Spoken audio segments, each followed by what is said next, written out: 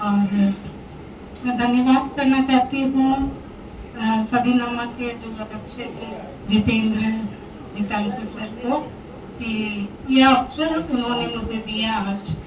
ऐसा था कि मैं अपनी छुट्टियों में ही थी और मैंने कभी सोचा नहीं कि यह कवि सम्मेलन में एक अवसर हो जाएगा कि मेरे भी पुस्तक का विमोचन हो यहाँ पर।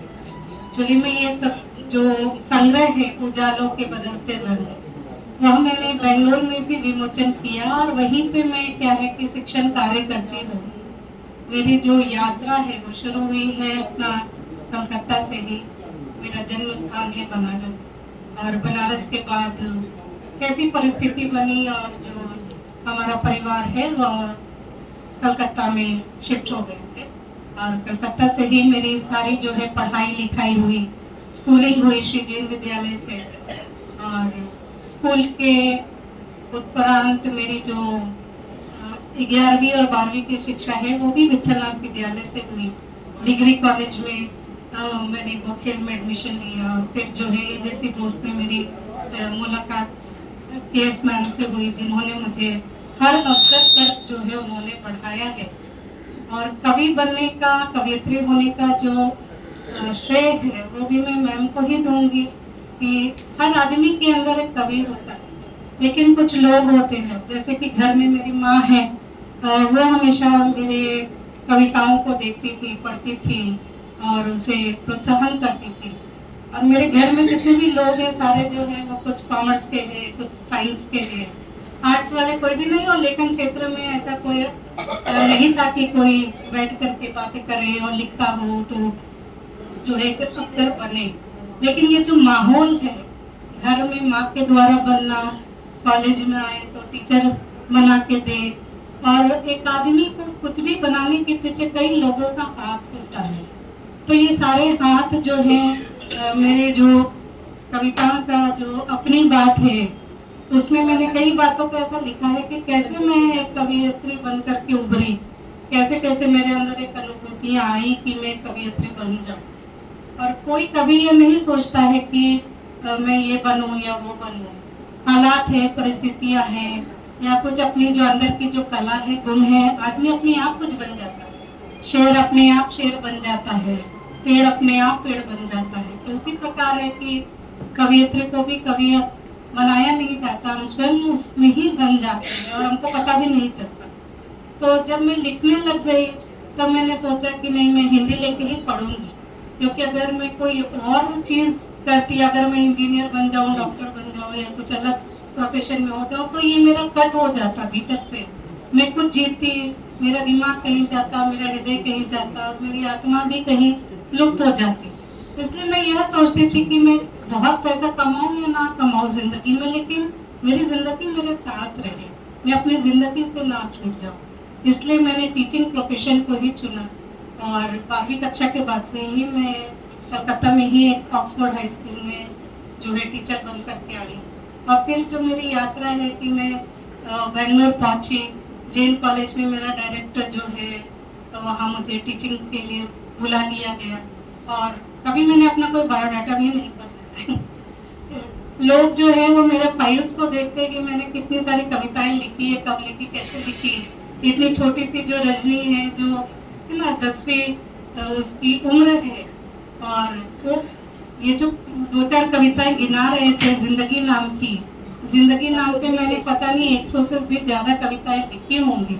लेकिन जब आप हर कविता पढ़ेंगे तो हर कविता अपने आप में कुछ कह रही है। हर कविता अलग है, पैटर्न भी अलग है, विचार भी अलग है, भाव भी अलग आएंगे। तो मुझे लोगों ने कहा क्यों नहीं एक जिंदगी टाइटल करके उसमें सारी कविताएं आ जाए। लेकिन धीरे धीरे जब ये संग्रह बना तो मैंने ऐसा सोचा था कि जो मेरे जो बचपन की रचनाएं हैं उसमें जो सर्वश्रेष्ठ रचना होगी उसका संकलन करेंगे। लेकिन किस तरह से क्या ना, विधि को क्या मंजूर है, भगवान को क्या इच्छा होती है। तो कुछ जो है बहुत बचपन की कविता है, कुछ जो है वो थोड़ी बड़ी होने के बाद जो कविता लिखी है वो है, और कुछ जो है जो अभी जो रिसेंटली मेरी जो पब्लिश हो रही है यहाँ वहाँ जो है पेपर में, बुक्स में, वो कविताएं भी उसमें शामिल हो गई। जब पब्लिशर ने कहा नहीं 5-6 तुम और कविता दे दो कि तुम्हारा इसमें कुछ पेजेस है। तो इस तरह से ये जो संग्रह है ये तैयार हो गया। और बहुत सारी परिस्थितियां आई। मैं पीएचडी कर रही थी, मैं डॉक्टरेट बन गई, तो पीएचडी वाले सर ने बोल दिया अरे यहाँ यहाँ पीएचडी होता है और एक तरफ जो है लोग अपनी रचनाएं लिख रहे हैं, तो फिर वो बंद हो गई। तो 2-3 साल पहले ही ये किताब आनी थी, लेकिन फिर भी ये किताब लेट ही आई है। तो ये क्योंकि मेरा पहला संग्रह है तो वो उत्साह भी ज़्यादा है हर तरफ। और कभी मैंने ये नहीं सोचा था कि मेरी कविताओं पर भी चर्चा होगी, लोग उसके बारे में बात करेंगे, लेकिन जब आप बात कर रहे हैं तो लग रहा है कि नहीं, कुछ उसमें भी बात है। क्योंकि मैं कभी लिखती हूँ वो मुझे पता नहीं चलता है, कभी सो के उठी तब लिखती, कभी सोने जाते हुए तब लिखती हूँ। रोटी बनाते हुए भी मैंने एक रोटी नाम की कविता लिखा है, आते जाते मेट्रो में बैठी हूँ इधर उधर देखते भी लिखा है, चिड़ियों को देखते लिखा है, खुद को भीड़ में रहती हूँ तो लगता है कि मैं तनाव हूँ तब लिखती हूँ, जब तनाव होती हूँ तो लगता है दिमाग में कितनी भीड़ है उसके बारे में भी लिखती हूँ। तो ये सारी चीजें हैं कि जो कवि है वो कभी भी लिख सकता है। जब लोग कहते हैं कि नहीं हमको समय नहीं मिलता लिखने का, तो ये कहना बहुत ही अनुचित है। समय सबके पास होता है, इच्छा सबके पास होती है, वो कलम जो है अपना लक्ष्य नहीं बना पाती, वो एक अलग बात है कि हम वो स्टार्टर पॉइंट ही जो है वो दिक्कत है कि हम स्टार्ट नहीं कर पाते। लेकिन अगर किसी को स्टार्ट किया जाए तो शायद वो बहुत अच्छा कुछ कर सकेगा। और जिस क्षेत्र में हूँ वहाँ पे हमें मार पीट करके बच्चों को बैठाना पड़ता है, डरा करके धमका करके कि मार्क्स काट देंगे, ये कर देंगे, वो कर देंगे। और ऐसे जगह पे मैं वहाँ लिखती हूँ तो मुझे लगता है कि ये तो बेकार है, कौन पढ़ता है, पाठक वर्ग ही नहीं है, मैं किसके लिए लिख रही हूँ। तो मुझे यही सुकून है कि नहीं मैं अपने लिए ही लिखती हूँ। सबसे पहले तो अपना मन बढ़ता है, अपनी खुशी आती है, उसके बाद कोई पढ़े तो वो एक अलग बात है कि कोई उसे पढ़े भी। बहुत सारे मंचस्थ लोगों ने मेरे बारे में बातें की, मुझे बहुत अच्छा लगा कि बहुत कम समय मिला इनको कि मेरे रचनाओं पर विचार करें, उसको आत्मसात करें। और जब हम पढ़ेंगे नहीं तो हम उसको महसूस भी नहीं कर पाएंगे कि कविता अपनी है। जब हमारे शब्दों में आती है किसी भी कविता, कोई भी कविता को, तो वो लगने लग जाता है कि वो मेरी नहीं है, पूरे विश्व का दर्द है, ये केवल अपना दर्द नहीं है, अपना खुशी नहीं है, बल्कि सभी की खुशी है। तो मैं धन्यवाद करती हूँ सती नम्मा को, संयोजक को, और सारे जो मंचस्थ आए हैं जो मेरी किताब पे चर्चा कर रहे हैं, उन्हें भी मैं धन्यवाद करती हूँ। सबसे बड़ा धन्यवाद मैं अपनी माँ को करती हूँ कि उन्होंने हमेशा सपोर्ट किया। और जो और एक माँ आई है उनको भी मैं, मीनाक्षी जी को भी धन्यवाद करती हूँ, किरण मैम को भी धन्यवाद करती हूँ, और जो भी मेरे साथी मित्र आए हैं उनको भी मैं धन्यवाद करती हूँ कि ये अवसर मुझे दिए। और आपका आशीर्वाद चाहती हूँ कि ऐसे ही मैं निरंतर जो है कुछ प्रयास करूँगी।